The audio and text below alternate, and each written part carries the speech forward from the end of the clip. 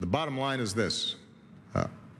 Our objective is clear, and that is to degrade and destroy ISIL so that it's no longer a threat. President Obama's clear objective toward the terrorists known as ISIS or ISIL was laid out this morning during a joint press conference with the president of Estonia.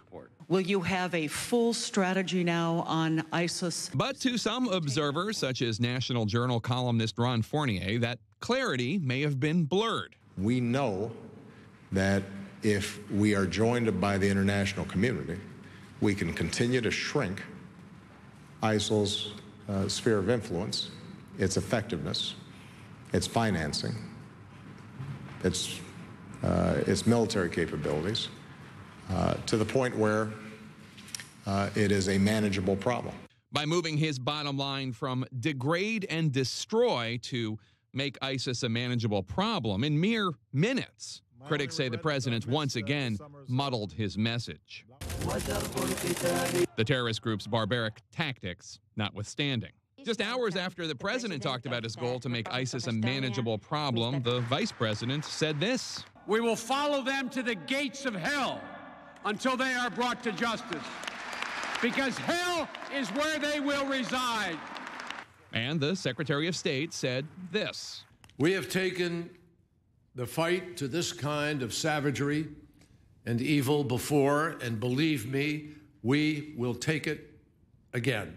So do the president's at times seemingly contradictory words reflect his ambivalence about using military force in a part of the world where he's convinced it can only accomplish so much? Is he trying to avoid his predecessor's style? There's an old poster out west, as I recall, that said, "Wanted, dead or alive." Whatever the reason, the president's words about ISIS have even alarmed some of his fellow Democrats, as when the president said this about any plan to target ISIS in Syria. We don't have a strategy yet. That was quickly followed by this. We do have a comprehensive strategy for dealing with ISIL. Perhaps any confusion is because the president is still coming to terms with a threat he dismissed to the New Yorker magazine in January, saying, quote, if a JV team puts on Lakers uniforms, that doesn't make them Kobe Bryant. But even with the Secretary of Defense now suggesting that the threat from ISIS or ISIL may be even worse than the threat from al-Qaeda because of its financing and Western members. They are tremendously well funded. Oh, this is beyond anything that we've seen. The White House is still today trying to insist that there was nothing inaccurate about that January JV quote. So the president was not singling out ISIL. He was talking about the very different threat that is posed by a range of extremists around the globe.